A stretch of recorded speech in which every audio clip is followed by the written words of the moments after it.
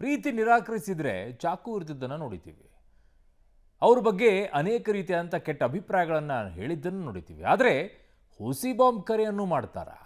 ಏನ್ರಿ, ಯಾವ ಮಟ್ಟಕ್ಕೆ ಹೋಗ್ತಾ ಇದೆ ಪ್ರೀತಿ ಅನ್ನೋದ್ರ ಅರ್ಥನೇ ಇಲ್ವಾ ಅಂತ ಇಲ್ಲಿ ನೋಡಿ ಈ ಸುದ್ದಿಯನ್ನು ಮುಂದೆ ಹೇಳ್ತಾ ಇದ್ದೀವಿ. ಇದು ಪ್ರೀತಿಯನ್ನ ನಿರಾಕರಿಸಿದಕ್ಕೋಸ್ಕರ ಹುಸಿ ಬಾಂಬ್ ಕರೆಯನ್ನ ಮಾಡಿರೋದು.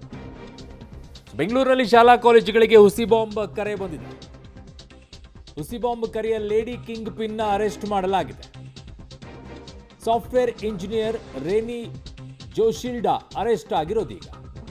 ಪ್ರಿಯಕರ ಪ್ರೀತಿಯನ್ನ ನಿರಾಕರಣೆ ಮಾಡಿದ್ದು ಅಂತ ಹೇಳಿ ಶಾಲೆಗಳಿಗೆಲ್ಲ ಹುಸಿ ಬಾಂಬ್ ಕರೆಯನ್ನ ಮಾಡ್ತಾರೆ.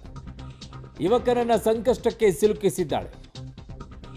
ಗುಜರಾತ್, ಕರ್ನಾಟಕ, ಚೆನ್ನೈನಲ್ಲಿ ಕೇಸ್ ದಾಖಲಾಗಿದೆ. ಗುಜರಾತ್ನ ಜೈಲಿನಲ್ಲಿದ್ದುಕೊಂಡೇ ಬೆದರಿಕೆಯ ಇಮೇಲ್ ಅನ್ನ ಕಳಿಸಿದ್ರಂತೆ. ಅದು ಹೆಂಗೆ ಕಳಿಸಿದ್ರು? ಜೈಲಿನಲ್ಲಿ ಇದ್ದುಕೊಂಡು ಗುಜರಾತ್ನಿಂದ ಕರೆತಂದು ಪೊಲೀಸರಿಗೆ ವಿಚಾರಣೆ ಮಾಡ್ತಾ ಇದ್ದಾರೆ. VPN ಬಳಸಿ ಇಮೇಲ್ ಅನ್ನ ಕಳಿಸ್ತಾ ಇದ್ದಿದ್ದು ರೇನಿ ಜೋಶಿಲ್ಡಾ.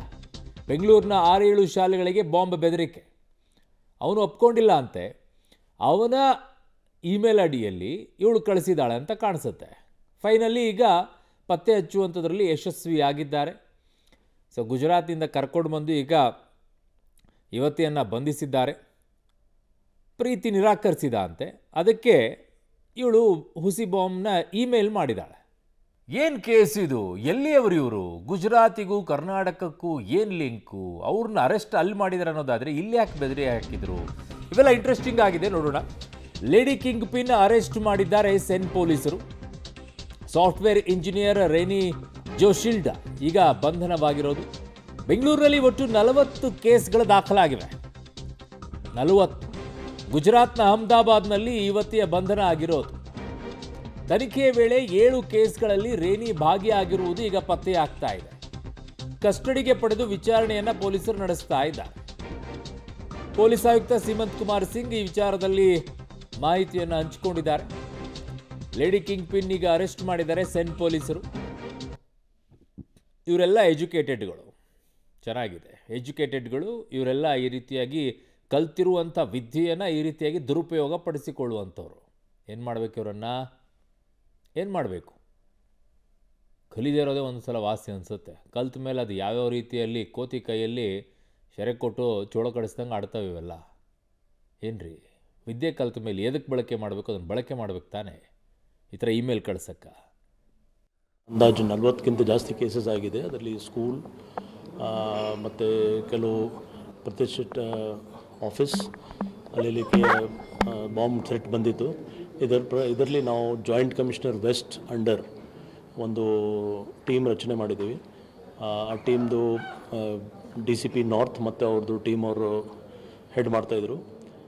ಸದ್ಯಕ್ಕೆ 9 ಕೇಸಸ್ ಡಿಟೆಕ್ಟ್ ಆಗಿದೆ. 9ರಲ್ಲಿ 7 ಕೇಸಸ್ ನಮ್ಮ ಕರ್ನಾಟಕದ ಬ್ಯಾಂಗ್ಳೂರ್ದು ಇದೆ, ಮತ್ತು ಒಂದು ಗುಜರಾತ್, ಒಂದು ತಮಿಳ್ನಾಡುದು. ಇನ್ನೂ ಕೇಸಸ್ ಹಲವಾರು ಅದು ಬೇರೆ ನೆಟ್ವರ್ಕಲ್ಲಿ ಕಾಣ್ತಾ ಇದೆ. ಯಾಕೆಂದರೆ ಈ ಪೊಲೀಸ್ ಕಸ್ಟಡಿಯಲ್ಲಿ ನಾವು ಗುಜರಾತಿಂದ ತೊಗೊಂಡು ಬಂದಿದ್ದು ನಮ್ಮ ಪೊಲೀಸವರು. ಅದು ಒಂದು ಆ್ಯಂಗಲ್ ಬರ್ತಾಯಿದೆ. ಮೋಸ್ಟ್ಲಿ ಬೇರೆ ಕೇಸಸ್ ಕೂಡ ಇದಕ್ಕೆ ಲಿಂಕ್ ಇರ್ಬೋದು. ಬಟ್ ಸದ್ಯಕ್ಕೆ ಯಾರು ಕಸ್ಟಡಿಯಲ್ಲಿ ನಾವು ತೊಗೊಂಡಿದ್ದೀವಿ ಒಬ್ಬ ಲೇಡಿಗೆ, ಅವಳ ಕಡೆಯಿಂದ ಇದು ಕ್ಲಿಯರ್ ಕಟ್ ಈ 9 ಕೇಸಸ್ಸಲ್ಲಿ ಕೈವಾಡಿದ್ದು ಕಾಣ್ತದೆ. ಇಂಟೆನ್ಷನ್. ನನ್ನ ಸಹೋದ್ಯೋಗಿ ಈಗ ಕ್ರೈಮ್ ಬ್ಯೂರೋಯಿಂದ ನರಸಿಂಹಮೂರ್ತಿ ನನ್ನ ಸಂಪರ್ಕಕ್ಕೆ ಸಿಗ್ತಾ ಇದ್ದಾರೆ. ನರಸಿಂಹಮೂರ್ತಿ, ಯಾವಾಗ ಈ ಇಮೇಲನ್ನು ಕಳುಹಿಸಿದ್ದು? ಇವರ ಪ್ರಿಯಕರ ಯಾರು? ಅವನು ಎಲ್ಲಿರೋದು? ಮತ್ತು ಇವಳು ಗುಜರಾತ್ನಲ್ಲಿ ಇದ್ಕೊಂಡು ಇಮೇಲನ್ನು ಯಾರ್ಯಾರಿಗೆ ಯಾವ ರೀತಿಯಲ್ಲಿ ಕಳುಹಿಸಿದ್ರು? ಏನಿದೆ ಡೀಟೇಲ್ಸ್ ಈ ಕೇಸ್ ಬಗ್ಗೆ ನರಸಿಂಹಮೂರ್ತಿ?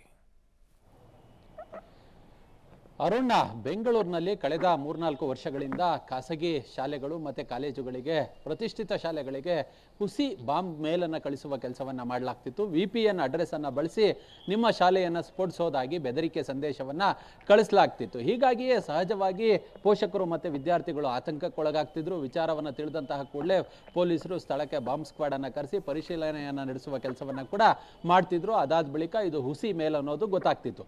ಅದು ಒಂದಲ್ಲ ಎರಡಲ್ಲ, ಬರೋಬ್ಬರಿ 40 FIRಗಳು ಈ ಸಂಬಂಧ ದಾಖಲಾಗಿದ್ದಾವೆ ಬೆಂಗಳೂರು ಸಿಟಿಯಲ್ಲಿ. ಅಲ್ಲಿಗೆ ಬೆಂಗಳೂರಿನ ಪ್ರತಿಷ್ಠಿತ ಅಷ್ಟೂ ಶಾಲೆಗಳಿಗೆ ಈ ಹುಸಿ ಮೇಲನ್ನು ಕಳಿಸುವ ಕೆಲಸವನ್ನ ಮಾಡಲಾಗಿತ್ತು. ಇದೀಗ ಆ ಸಂಬಂಧ ಓರ್ವ ಆರೋಪಿತೆಯನ್ನ ಬಂಧನ ಮಾಡುವ ಕೆಲಸವನ್ನ ಬೆಂಗಳೂರಿನ ನಾರ್ತ್ ಸೆನ್ ಪೊಲೀಸರು ಮಾಡಿದ್ದಾರೆ. ಈಕೆಯನ್ನ ಗುಜರಾತ್ನ ಅಹಮದಾಬಾದ್ನ ಜೈಲಿನಿಂದ ಕರೆತರುವ ಕೆಲಸವನ್ನ ಮಾಡಲಾಗಿದೆ. ರೇನಿ ಜೋಶಿಲ್ಡಾ ಅಂತೇಳಿ ಈಕೆಯ ಹೆಸರು.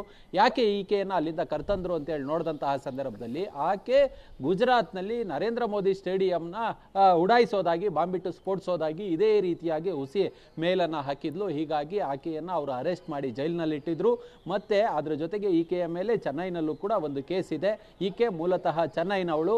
ಯಾಕೆ ಈ ಕಾರಣವನ್ನು ಈ ರೀತಿಯಾಗಿ ಕೃತ್ಯವನ್ನು ಮಾಡಿದ್ಲು ಅಂತೇಳಿ ನೋಡಿದಂತಹ ಸಂದರ್ಭದಲ್ಲಿ ಒಬ್ಬ ಯುವಕನನ್ನು ಈಕೆ ಪ್ರೀತಿ ಮಾಡ್ತಿದ್ಲಂತೆ. ಆ ಯುವಕ ಈಕೆಯ ಪ್ರೀತಿಯನ್ನು ನಿರಾಕರಣೆ ಮಾಡಿದ್ದಾನೆ. ಮತ್ತು ಈಕೆಯ ಹತ್ರ ಆತ ಬರೋದಕ್ಕೆ ಒಪ್ಪಿಲ್ಲ. ಮತ್ತು ಈ ಮದುವೆ ಪ್ರೀತಿ ಪ್ರೇಮ ಇದು ಯಾವುದು ಬೇಡ, ನನಗೆ ನಿನ್ಗೆ ಸವಾಸ ಬೇಡ ಅನ್ನೋ ನಿಟ್ಟಿನಲ್ಲಿ ಈಕೆಯನ್ನು ನಿರಾಕರಿಸ್ತಾ ಅನ್ನೋ ಒಂದೇ ಒಂದು ಕಾರಣಕ್ಕೆ, ಆತನ ಮೇಲಿನ ದ್ವೇಷಕ್ಕೆ, ಆತನ ಮೇಲ್ ಐಡಿಯನ್ನು ಬಳಸ್ಕೊಂಡು ಈ ರೀತಿಯಾಗಿ ಹುಸಿ ಮೇಲ್ಗಳನ್ನು, ಬಾಂಬ್ ಮೇಲ್ಗಳನ್ನು ಕಳಿಸುವ ಕೆಲಸವನ್ನು ಮಾಡ್ತಿದ್ಲು ಅನ್ನೋದು ಪೊಲೀಸರ ತನಿಖೆಯಲ್ಲಿ ಗೊತ್ತಾಗಿದೆ.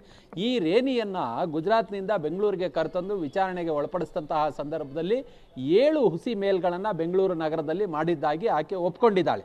ಅಲ್ಲಿಗೆ ಉಳಿಕೆ 40, ಟೋಟಲ್ 40ರಲ್ಲಿ 7 ಈಕೆ ಒಪ್ಕೊಂಡಿರೋದು. ಬಾಕಿಯ ಆ ಹುಸಿ ಮೇಲ್ಗಳಲ್ಲಿ ಈಕೆಯ ಪಾತ್ರವಿದ್ಯಾ ಅಂತೇಳಿ ಪರಿಶೀಲನೆಯನ್ನು ನಡೆಸುವ ಕೆಲಸವನ್ನು ಕೂಡ ಮಾಡಲಾಗ್ತಿದೆ.